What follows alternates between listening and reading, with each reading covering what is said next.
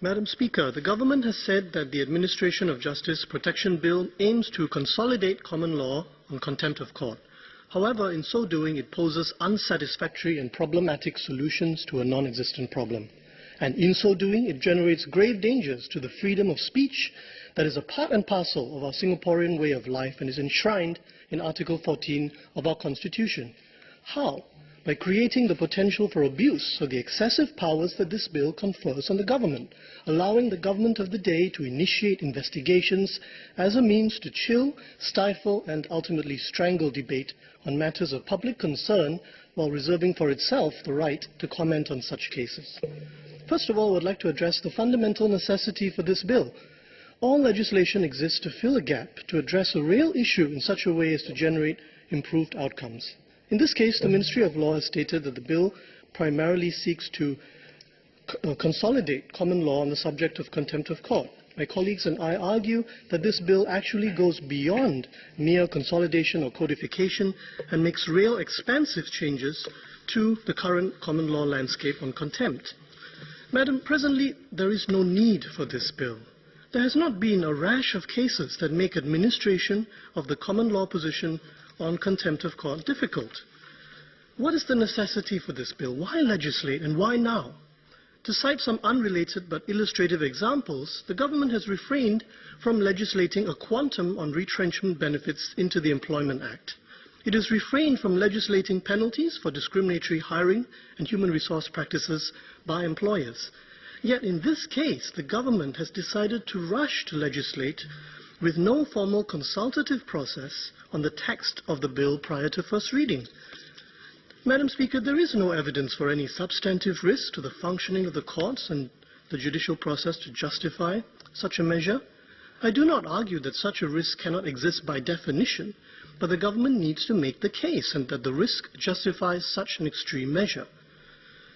If indeed such a law were necessary, surely it is not time sensitive. Therefore, I would like to ask why there was not more widespread consultation, both within the legal fraternity and among the wider public, before this bill was tabled for the first reading, as my colleagues have argued. Why was a green paper not tabled in Parliament, given the very grave issues at stake? In other jurisdictions, before significant changes to important legislation are tabled, law commissions are convened to seek public feedback and advise government and Parliament on the best approach to take.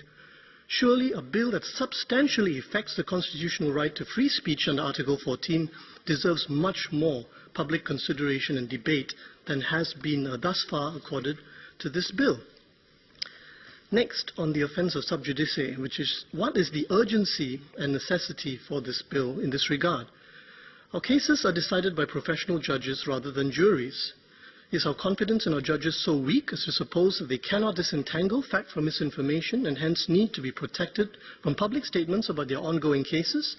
Surely our judges are well trained in the rules of what constitutes relevant evidence to be admitted and considered by the courts.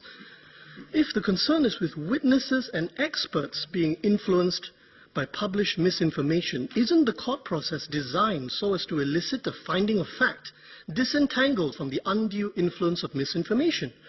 For instance, under cross-examination, the subjective can and should be distinguished and differentiated from the objective in any eyewitness testimony. More specifically, have there been concrete cases of witnesses and experts being unduly influenced by published misinformation to such an extent as to generate a real risk to which this bill is a response? In recent years, Madam Speaker, we have seen many sensational cases which have drawn heated public debate and discussion online and offline. The trial of the former head of the CNB, Mr. Ng Boon Gay, the trial of the former law professor, Tay Chun Hang, the trial of the members of City Harvest Church, the Little India Riot Commission of Inquiry. Have there been any specific examples or complaints of witnesses not stepping forward or tailoring their testimony as a result of public pressure? If not, why the impetus for this bill? If there are such cases, I urge the Minister to share such concrete cases under the protection here of parliamentary privilege so that the Singapore public can better understand what circumstances have provoked the tabling of this bill. Next, Madam Speaker, on the issue of scandalizing the judiciary, the Minister for Law has discussed in some detail the cases of the UK and New Zealand. But it does not appear that any other country in the world is currently doing what the government seeks to do now, which is to prescribe harsh maximum penalties for contempt of court offences and to codify and statute in an expansive fashion the definition of contempt of court. And the expansiveness of it has been elaborated by my colleagues. It comes about as a result of replacing the real risk test with merely a risk test, as well as on other points that they have touched upon. So I note that the Minister for Law in his speech did not talk about any other country that seems to be moving in the direction that the government plans to move here. This underlines the need for the government to explain why it is opting to move aggressively in this direction. What facts actually support the view that there is a real risk to the functioning and standing of the courts, so as to justify why we are not acting in accordance with what we see in other jurisdictions. Given the high trust our population reposes in our judiciary, as the Law Minister has pointed out, should we not be more confident that the administration of justice in Singapore is made of sterner stuff and is less prone to the risk of being undermined? Next, the government exception clause set out in Section 3(4) also creates a real risk of government abuse, as my colleagues have argued. The one-sidedness of this clause lies in the fact that only the government enjoys a public interest exception to sub judice and not anyone else involved in a case. Madam, an unscrupulous government, in theory, could exploit this provision to initiate investigations against people so as to shut down public discussion of any politically inconvenient or embarrassing issue until such a time as the issue is rendered moot or public concern has dissipated. Or, in theory, once again, consecutive investigations on trivial charges or technical infractions could be launched to keep the matter permanently off limits to public discussion.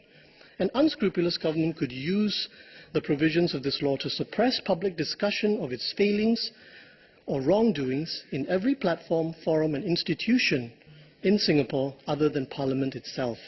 It could be argued that under current common law, the government could do this anyway, so the bill does not change anything. But this bill does change things.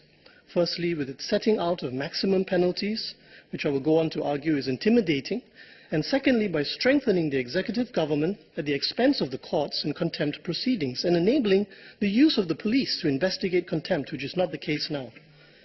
Next, I would like to speak about the penalties which the bill prescribes. In setting out penalties, I fear that the maximum penalty stipulated in Section 12 of a $100,000 fine or up to 3 years in prison may come to be seen as the minimum penalty in the public mind. In particular, I fear that the $100,000 figure will attract undue attention and become fixed in the public mind as the liability one must be prepared to pay if a citizen wants to express his or her opinion on a matter of public interest that could potentially be subject to the contempt of court law. Moreover, as my colleagues have argued, this maximum cap is not aligned with past precedent. The sentence in the Alan Shadrake case was 6 weeks and a $20,000 fine. In Alex Au's case, which involves scandalizing contempt of the Chief Justice, a fine of $8,000 was meted out. Other fines have ranged from $500 to $10,000. Madam Speaker, this is a far cry from 3 years imprisonment and $100,000 in fines.